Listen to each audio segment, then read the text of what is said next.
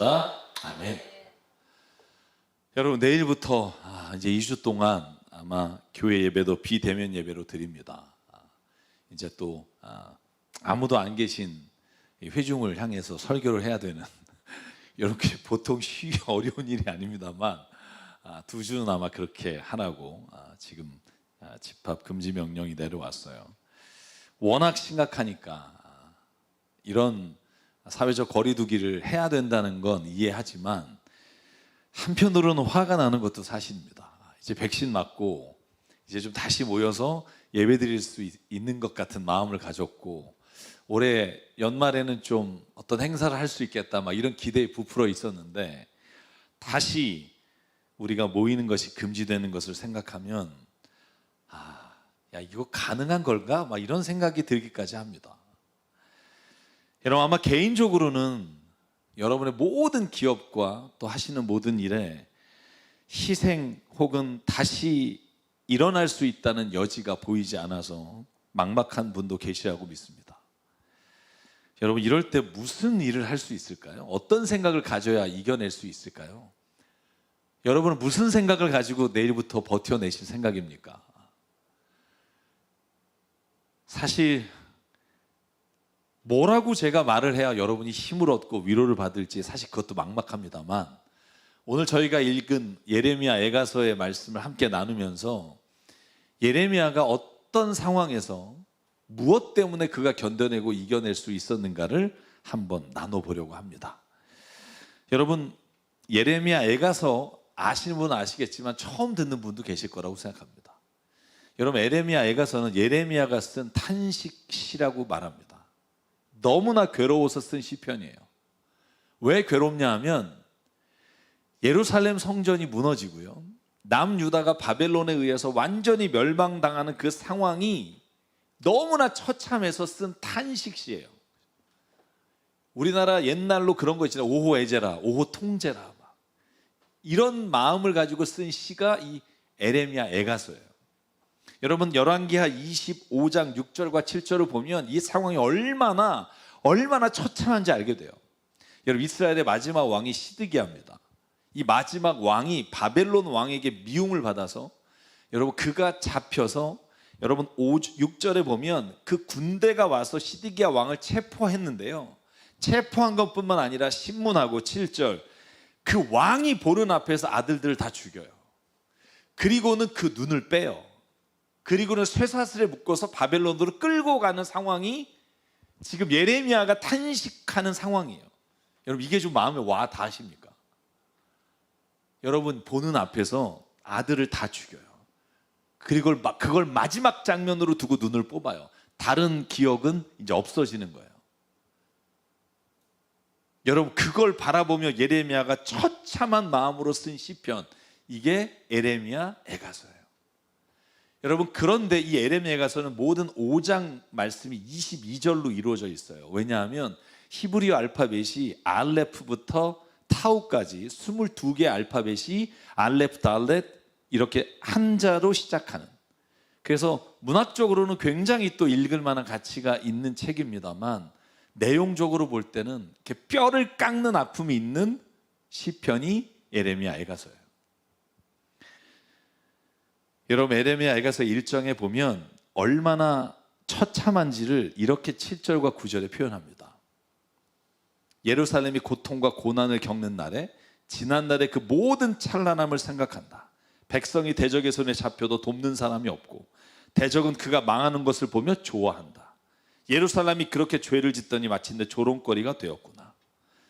그를 떠받들던 자가 모두 벌거벗은 모습을 보고 그를 업신여기니 이제 한숨 지으며 얼굴을 들지 못한다.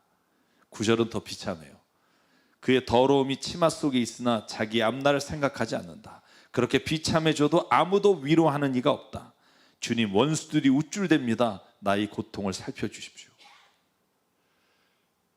여러분, 얼마나 괴로우면 이 시편을 이집트로 끌려가기 직전에 예레미야 애가서를 썼어요. 여러분, 2장에는요 거짓 예언자들의 말을 듣고 자기가 곧 바벨론이 와서 멸망당합니다, 회개하십시오, 돌이키십시오 라고 했는데 듣지 않았던 사람들 향해서 이렇게 말해요.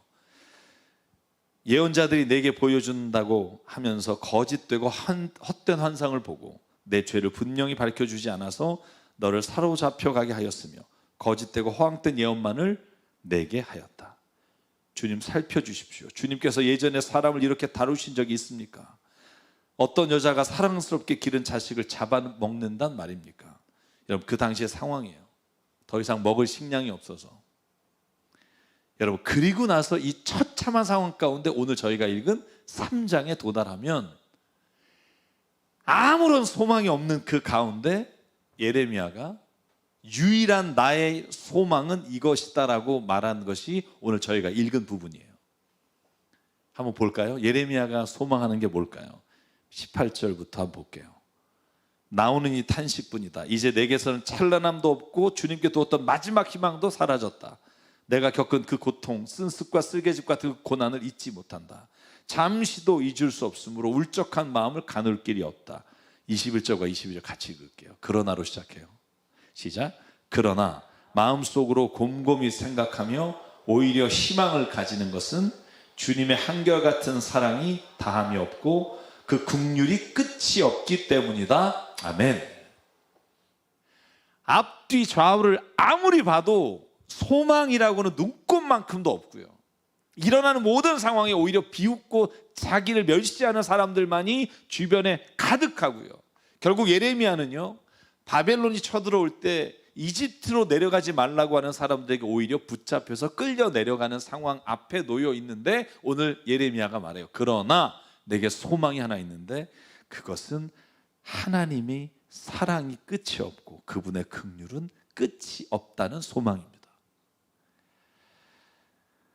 여러분, 그리고 4장이 이렇게 말해요. 22절. 이제 내가 지은 죄의 형벌을 다 받았으니 주님께서 다시는 내가 사로잡혀 가지 않게 하실 것이다. 사랑하는 여러분, 제가 여기까지 말씀드리는 본문의 내용을 보고 제가 여러분에게 부탁합니다. 이 상황 가운데도 여러분, 우리에게 있는 유일한 소망이 있다면 저는 그게 하나님인 줄 믿습니다.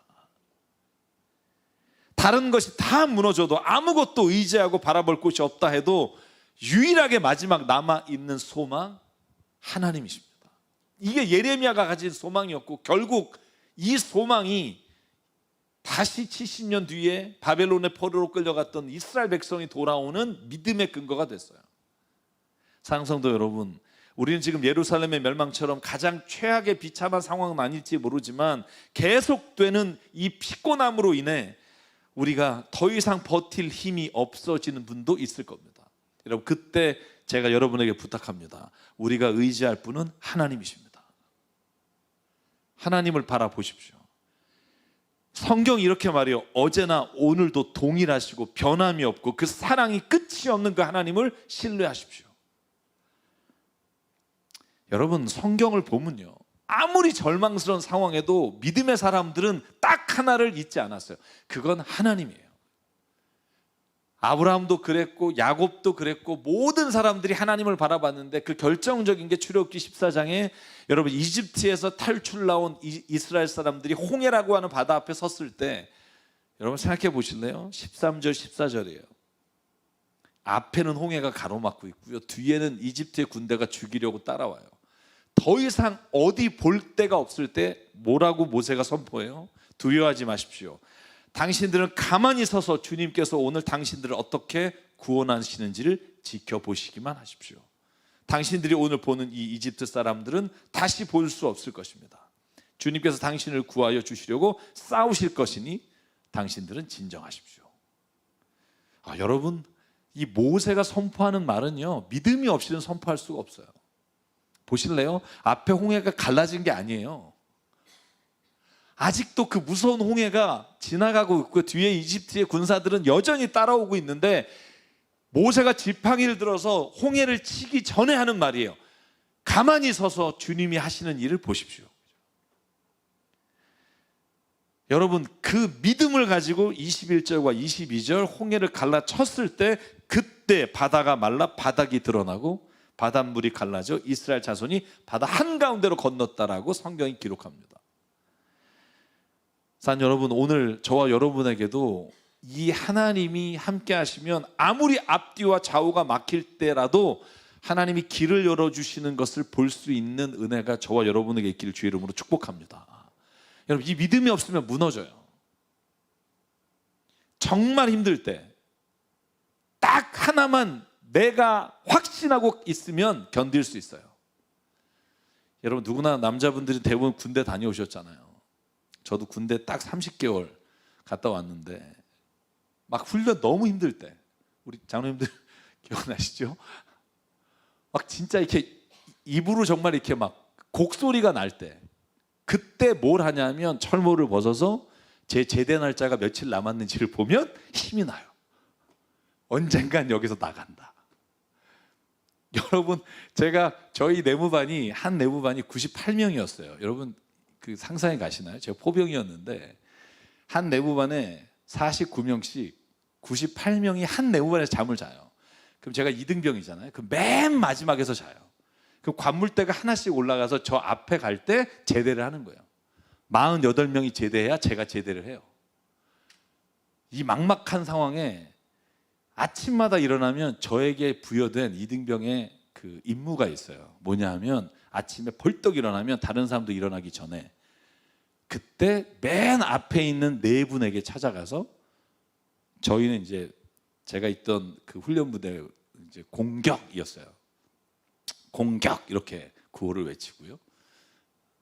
뭐 무슨 병장님 25일 남으셨습니다. 옆에 가서 공격! 무슨 병장님 뭐 56일 남았습니다. 네 분을 외워야 돼요, 제가. 그래서 아침마다 해드리면 밝은 미소로 일어나요. 저도 물론 병장 때 2등병들이 와서 그렇게 해줬던 경험들이 있어요. 제 98명 내무반에 생활하신 분들이 많지 않으셨을 거예요. 여러분, 근데 끝이 있다는 걸 생각하면 이길 수 있어요. 여러분, 우리가 왜 인생에 있어서 막막하고 절망하냐 하면 끝이 보이지 않을 것 같기 때문이에요. 예레미야를 보실래요? 예루살렘이 무너졌어요. 여러분, 이게 그냥 성이 무너진 게 아니에요. 하나님의 약속하신 하나님의 성전이 완전히 돌에 돌아나 남지 않고 무너졌어요. 왕은요, 두 눈이 뽑혀서 끌려갔어요. 모든 백성 중에 고관 대신들은 다 끌려갔어요. 여러분, 그 상황을 보면서 도저히 어떤 희망도 없을 때 예레미야가 선포하는 거예요. 나는 하나님을 신뢰합니다. 여러분, 그런데 제가 오늘 드리고 싶은 말씀은, 예레미야가 오늘 내가 신뢰한다고 믿는다고 말한 하나님은 모세와 아브라함과 야곱이 경험했던 하나님과 다르다는 거예요. 기적처럼 홍해를 가르시고요, 막 드보라처럼 아무도 없을 때 막 적군과 싸워야 할 때 하나님의 군대가 나타나서 다 치시고, 이런 기적이 아니에요. 오늘 예레미야가 경험한 하나님은요, 우리가 생각하는 것처럼 그런 생각할 수 없는 기적을 일으키시는 그분을 따르고 의지하라는 말이 아니에요. 여러분, 예레미야는요, 모세나 다른 믿음의 사람들이 바라본 것과는 다른 하나님을 오늘 우리에게 소개하고 있어요. 23절이에요. 같이 한번 읽을게요. 시작. 주님의 사랑과 긍휼이 아침마다 새롭고 주님의 신실이 큽니다. 여러분 보실래요? 예레미야가 이렇게, 하나님을 난 소망한다. 다른 모든 게 무너져도 하나님을 바라본다. 그런데 그 하나님은 막 기적을 일으키시고 비바람을 일으켜서 홍해를 가르시고 우리가 일상에서 경험하지 못하는 기적들을 일으키시는 그 하나님만 바라보는 게 아니라, 나는 매일 아침 새롭게 하시고 그 약속을 신실히 지키시는 그 하나님을 신뢰하고 바라봅니다. 여러분, 저는 이 고백이 얼마나 위대한 고백인지 몰라요. 여러분, 하나님의 모습은 여러 가지가 있어요. 모세가 경험한 것처럼 도저히 일어날 수 없는 기적 같은 일을, 정말로 모험담에나 들을 수 있는 일들이 일어나서 하나님을 신뢰하게 하시는 방법이 있습니다. 그런데 오늘 예레미야가 소개하는 하나님은요, 그런 하나님이 아니에요. 여러분, 그리스도인들이 착각하는 것 중에 하나가 뭐냐 하면, 주님은요, 믿고 기도하는 사람에게 기적 같은 일, 도저히 일어날 수 없는 일을 통해서 역사하실 때만 기도에 응답됐다고 생각하는 거예요. 여러분, 이게 병이에요. 죄송해요, 이것보다 더 깊은 신앙이 있어요. 그게 뭐냐면 예레미야가 소개하는 오늘 하나님에 대한 신뢰예요. 아침마다 여러분, 내일 아침, 그 모레 아침에 깨어났을 때마다 내게 생명을 주신 하나님, 와, 오늘도 내가 새 생명을 얻었구나. 아침마다 새롭게 하시고 나를 긍휼히 여기시는 그 마음이 날마다 새로우시는 그 하나님, 여러분, 그 하나님을 체험하고 예레미야가 오늘 우리에게 그 하나님을 소개합니다. 이런 거예요. 예레미야는요, 우리가 기도할 때마다 모든 상황을 단번에 끝내버리고 바벨론을 멸망시키고 경험하지 못한 기적을 일으키시는 하나님이 아니라 아침마다 우리를 일어나게 하시고 우리를 창조하실 때 그 자연의 법칙을 통해 매일 기적 같은 삶을 살아가게 하신 그 하나님을 오늘 내가 보는 거예요. 고백하는 거예요. 여러분, 아침마다 이런 기적을 경험하시나요? 오늘 아침에 자리에서 일어나실 때, 와, 내가 오늘 생명을 가지고 또 하루를 사네. 와, 어제는 내가 잠자리에 들 때 죽은 것 같은 인생이었는데 오늘 하나님이 나를 진짜 이 기적 같은 아침을 주셨네. 막 이런 고백이 저와 여러분에게 있습니까?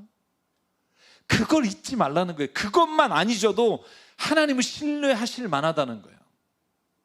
여러분, 제가 여러분에게 예담길에서 드린 말씀을 또 드리고 싶어요. 제가 이런 질문 가끔 하죠. 아침에 태양이 뜨는 게 기적입니까? 태양이 뜨지 않는 게 기적입니까? 그때 예담길에 참여하신 분 대부분이 처음에 이렇게 얘기하다가 제 눈치 보고 말을 바꿔요. 태양이 안 뜨는 게 기적이죠. 그러다가 제 눈치 보고 뜨는 게 기적인가? 이 질문을 왜 하지? 뭐 이런 느낌을 받아요. 생각해 보십시오. 태양이 뜨지 않는 건 너무나 쉬워요. 여러분, 이걸 들은 분이 있어도 한 번 더 들으세요. 아직 못 들은 분이 있어 질문을 많이 하시는데, 태양이 안 뜨는 거, 여러분, 이것처럼 쉬운 게 없어요. 자연 법칙 중에, 그 어려운 법칙 중에 단 하나만이라도 틀어지면 태양은 못 떠요. 태양이 아침에 뜨는 건요, 수많은 물리학적 아니면 자연 법칙이 다 완성될 때 태양이 뜨는 거예요. 여러분, 지구와 태양과의 거리가 1억 5천만 킬로예요. 1억 5천만 킬로. 여러분, 1억 5천만 킬로면 빛의 속도 30만 킬로로 빛이 가도 8분 걸려요. 이 말은 우리가 지금 아침에 봤던 태양은 8분 전의 태양이라고요.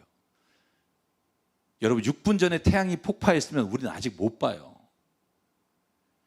그 엄청난 거리를 지구와 태양의 중력이 유지가 돼야만 태양은 떠요.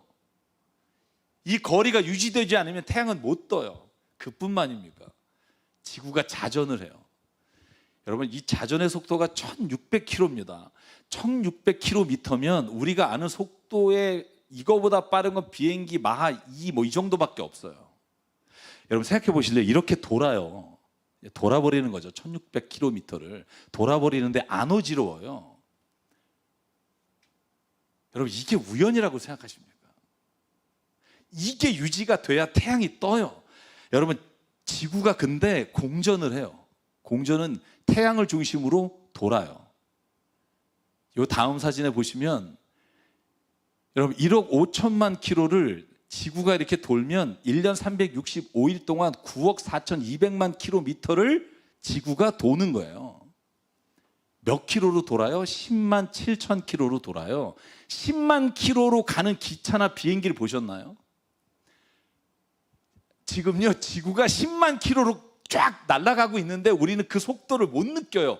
여러분, 과학적으로도 아직 설명이 안 돼요. 중력 때문이라고 말하지만 아직 무엇인가를 정확히 밝혀내지 못했어요. 여러분, 10만 킬로의 전철이 간다고 생각해 보실래요? 10만 킬로 감이 안 잡히세요? 마라톤이 41.195km예요. 그 마라톤을 2800배의 속도로 가는 거예요. 그래도 안 와요? 그 거리가? 여러분, 이게 다 맞을 때 태양이 떠요. 제가 다시 한번 질문 드릴게요. 태양이 뜨는 게 기적일까요? 안 뜨는 게 기적일까요? 여러분, 아침마다 태양이 뜰 때 찬양하셔야 돼요. 오늘 내가 이 기적 같은 하루를 선물 받았구나. 오늘 예레미야가 말하는 아침마다 새로우신 그 하나님을 나는 신뢰합니다. 이 말은 창조하시고 우리를 지금도 기적 같은 인생을 오늘도 살게 하시는 그 하나님을 저는 신뢰합니다. 나는 아무리 눈에 보이는 것이 다 무너져도 하나님, 그분이 창조하신 그대로 나를 오늘 이끌어 가시는 분이라고 믿습니다. 여러분, 이 고백이 있으면 저희는 신실하신 하나님을 신뢰할 수 있다고 저는 믿습니다. 여러분, 저와 여러분에게 매일 아침 이 은혜가, 이 기적이 고백되길 주의 이름으로 축복합니다. 여러분, 근데 왜 우리는요 이 기적을 아침마다 감사하지 못하고 살까요? 이거하고 비슷해요. 부모님이 매일 우리에게 입을 것과 먹을 것과 다른 걸 다 주시니까요, 그 감사는 별로 못 느끼고 옆집 아저씨가 가끔 가다 친절 베푼 막 감탄하고, 와 오늘 그 아저씨가 나한테 이렇게 해줬다 그러면 전 들으면서 약간 열받아요. 내가 해준 건 감사하지 않으면서. 저희 딸이요, 자기가 좋아하는 가수의 생일은 챙기면서 제 생일 까먹은 올해는 정말 마음이 아팠어요. 그 가수가 걔한테 해준 게 뭐가 있다고.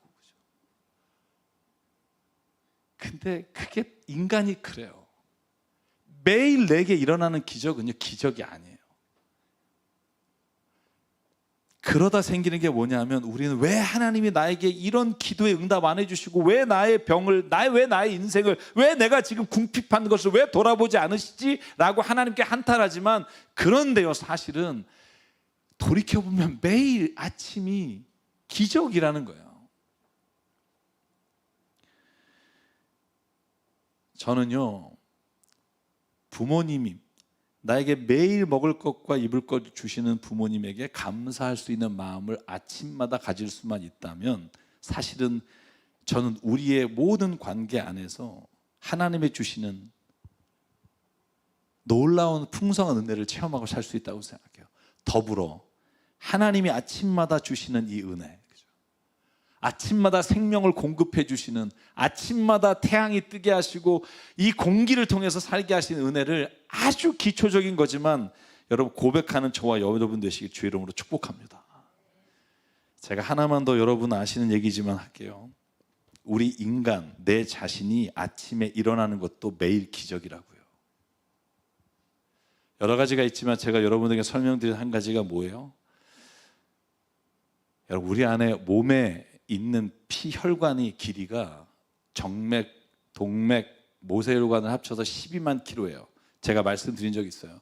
여러분, 제 하나가 12만 킬로가 피가 돈다고요. 지구가 4만 킬로니까 제 안에 있는 혈관이 지구를 3바퀴 돈다니까요. 여러분, 그런데 그 피가 내 혈관을 도는데 막힘이 없어야 살아요. 어디 한 군데가 우리가 쌓여서 뭔가 피가 흐르지 않으면 죽게 된다고요. 그런데 우리 아침에 일어났잖아요. 저희 아버님이 주무시다가 돌아가셨잖아요. 여러분, 자는 사이에 심장이 뭔가 역할을 하지 못하면 그냥 아침에 못 일어나요. 얼마 전에 제가 아는 분이 그렇게 일어나지 못하고 돌아가셨어요. 여러분, 그런데 혈액을 펌프질하는 심장이라는 게요, 여러분 온몸에 12만 킬로의 피를 다 공급하는데 1분 정도 걸려요. 1분. 믿어지세요? 제가 어느 책을 봤더니 심장의 운동량을 계산했더니 3만 킬로그램의 무게를 이 펌핑으로 8,000m 에베레스트 산까지 올리는 힘이래요. 3만 킬로그램의 중량을 8,000m로 올리는 힘으로 피가 우리 안에서 돌아가야 여러분 우리가 생명을 유지한다고요. 사랑 여러분, 저와 여러분이요, 오늘 예레미야가 말하는 이 고백을 정말 기억했으면 좋겠어요. 아침마다 우리의 생명을 새롭게 하신 하나님, 우리를 창조하시고 오늘도 우리의 삶에 이 생명을 허락하신 그 하나님께 감사하는 은혜가 있길 주의 이름으로 축복합니다. 그래서 제가 대학교 때 예수전도단이라는 곳에서 가장 많이 불렀던 찬양이 뭐냐 하면 후렴 부분이 이래요. 예레미야에 가서 3장을 찬송으로 만든 거예요. 아침마다 새롭고 늘 새로우니 주의 성실이 금이라 성실하신 주님. 아침마다 새롭고 늘 새로우니 주의 성실이 금이라 성실하신 주님. 여러분 아침에 큐티할 때 이 찬양을 같이 부르고 큐티를 하면 와, 이 하루가 축복인 거예요. 더 어떤 막 내가 원했던 그 기적 같은 일들이 일어난 것이 아니라 그 아침에 일어난 그 삶 자체가 매일 축복으로 여겨지는 삶, 저는 그게 하나님을 진짜 신뢰할 수 있는 힘이라고 생각해요. 인간이 상상할 수도 비교할 수도 없는 일을 지금도 행하시는 그분을 신뢰하는 삶, 저는 그 삶이 저와 여러분에게 하나님이 약속하신 기적의 삶인 줄 믿습니다. 여러분, 그래서 예레미야 3장 24절 25절에 그가 이렇게 고백합니다. 저는 이 고백 같이 읽고 오늘 말씀을 정리하려고 합니다. 시작. 나는 늘 말하였다. 주님은 내가 가진 모든 것, 주님은 나의 희망, 주님께서는 주님을 기다리는 사람이나 주님을 찾는 사람에게 복을 주신다. 아멘. 여러분, 그래서 성경의 모든 말씀의 마지막 혹은 중간에 꼭 성경의 저자들이 빼놓지 않는 말이 있어요. 하나님을 신뢰하십시오. 여러분, 전도서를 보면 솔로몬이 이렇게 말해요. 12장 1절. 젊을 때 너는 너의 창조주를 기억해라. 고생스러운 날들이 오고 사는 것이 즐겁지 않다고 할 나이가 되기 전에, 해와 빛과 달과 별들이 어두워지기 전에, 먹구름이 곧 비를 몰고 오기 전에 그렇게 하여라. 시편 8편 3절. 주님께서 손수 만드신 저 큰 하늘과 주님께서 친히 달아놓으신 저 달과 별들을 내가 봅니다. 사람이 도대체 무엇이길래 이렇게까지 주님이 생각해 주시고, 사람이 무엇이길래 주님께서 돌봐 주십니까? 여러분, 욥기 38장 4절 5절에 이 하나님을 신뢰하지 않고 의심하는 자에게 이런 질문을 던져요. 내가 땅에 기초를 놓을 때 네가 거기에 있기라도 하였느냐? 네가 그처럼 많이 알면 내 물음에 답해봐라. 누가 이 땅을 설계했는지 너는 아느냐? 누가 그 위에 측량줄을 띄웠는지 너는 아느냐? 10절. 바다가 넘지 못하게 금을 그어놓고 바다를 가두고 뭇빗장을 치는 것도 바로 나다.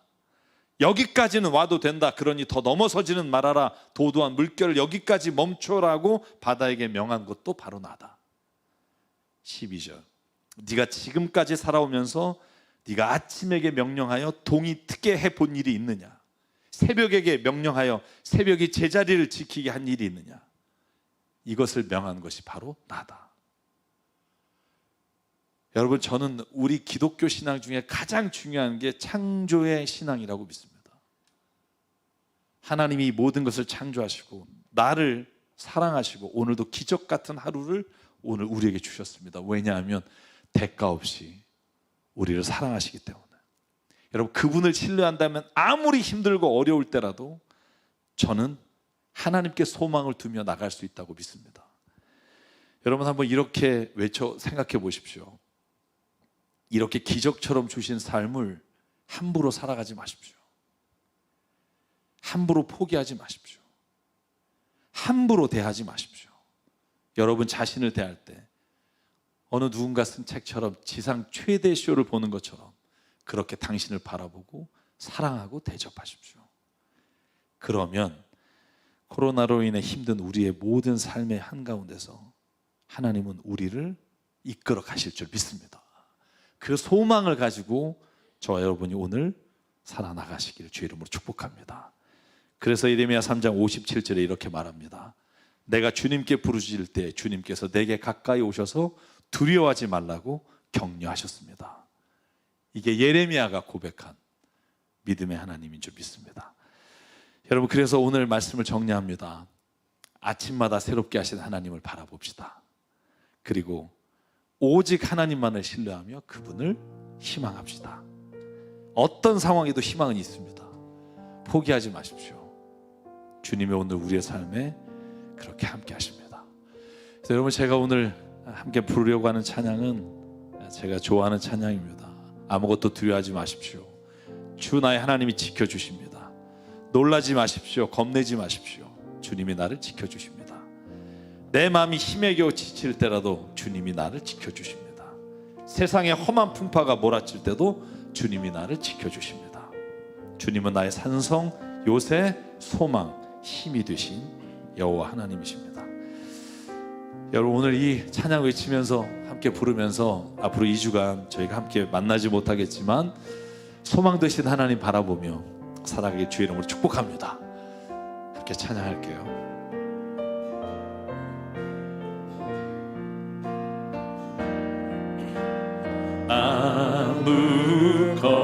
아무것도 두려워 말라.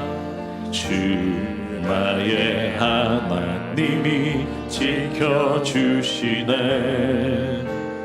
놀라지 마라, 겁내지 마라. 주님 나를 지켜주시네. 아무것도 두려워하지 말라. 아멘. 아무것도 두려워 말라. 주 나의 하나님이 지켜주시네. 놀라지 마라, 겁내지 마라. 주님 나를 지켜주시네. 힘을 내십시오. 아멘. 내 맘이 힘에 겨워, 내 맘이 힘에 겨워 지칠지라도 주님 나를 지켜주시네. 세상의 험한 풍파 몰아칠 때도 주님 나를 지켜주시네.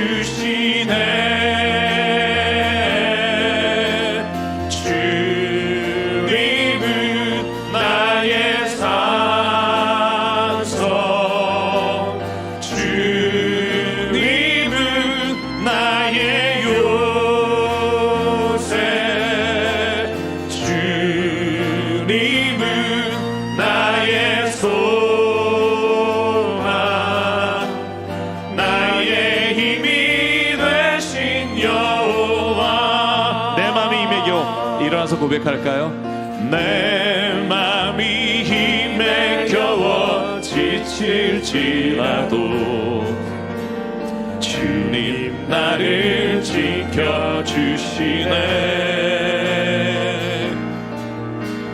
세상의 험한 풍파 몰아칠 때도 주님 나를 지켜주시네.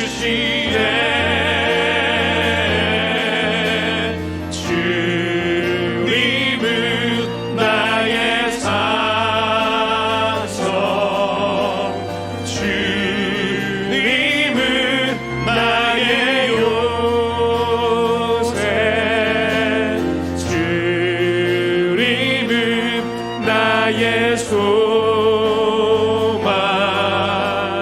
나의 힘이 되신 여호와.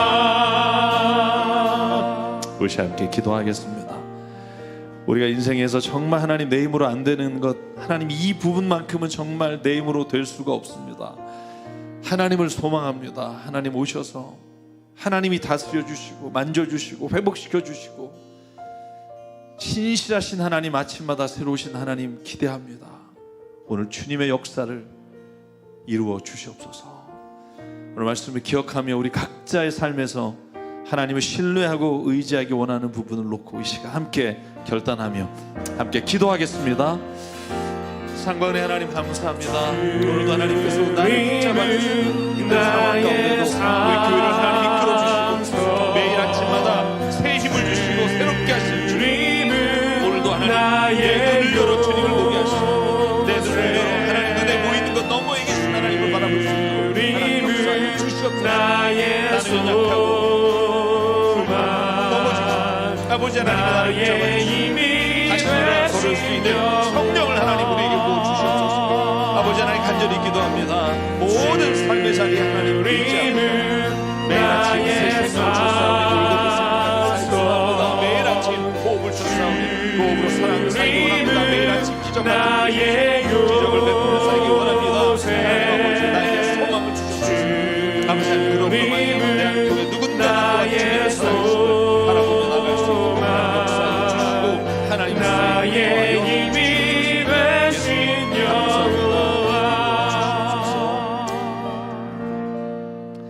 사랑과 은혜 하나님, 오늘도 하나님 아침에 우리를 깨워주시고 매일 기적 같은 하루를 선물로 주셨음에, 그럼에도 불구하고 하나님 우리가 그 선물을 감사함으로 받고 살아가지도 못할 뿐 아니라 그 하루를 주신 하나님을 신뢰하며 살아가지 못하는 우리의 모습을 주 앞에 고백하오니, 주님 오늘 우리의 눈을 열어 눈에 보이지 않는 하나님의 살아계심을 우리가 체험하며 살아갈 수 있도록 인도하여 주시옵소서. 아버지 하나님, 간절히 기도합니다. 나에게 오늘 이런 기적 같은 일을 이루시고 생명을 허락하셨음에 하나님, 나도 누군가에게 기적이 되게 하시고, 누군가 하나님을 보지도 못하고 알지도 못하고 깨닫지도 못하는 절망의 상황 가운데 있을 때 하나님, 내가 누군가에게 하나님의 기적이 되어 나타날 수 있게 하나님 인도하여 주시옵소서. 간절히 기도합니다. 코로나가 확산되고 있사오나 하나님 아버지, 간절히 바라기는 2주 안에 이 모든 확산들이 줄어들게 하고 멈추게 하시사 다시 우리가 모여 함께 예배하고 다시 주님이 주시는 은혜를 나누며 살아가는 교회 공동체가 회복될 수 있도록 아버지 하나님 은혜 내려 주시옵소서. 우리에게 주신 생명과 시간과 달란트와 모든 물질이 주님의 것임을 알아 주님께 드립니다. 하나님의 나라와 뜻을 위해 사용해 주시옵소서. 이제는 우리 주 예수 그리스도의 은혜와 하나님 아버지의 무한하신 사랑과 성령님의 감동 감화 충만 교통 위로하심이 이제 하나님, 주님이 나의 소망 되심을, 눈에 보이지 않으나 모든 것을 주관하고 계심을 신뢰하며 나가기를 소망하는 여기엔 한 분 한 분 머리 위에, 그리고 가정과 일터 위에 주님 세우신 새사람교회 위에 지금부터 영원토록 함께 하시기를 간절히 축원하옵나이다. 아멘.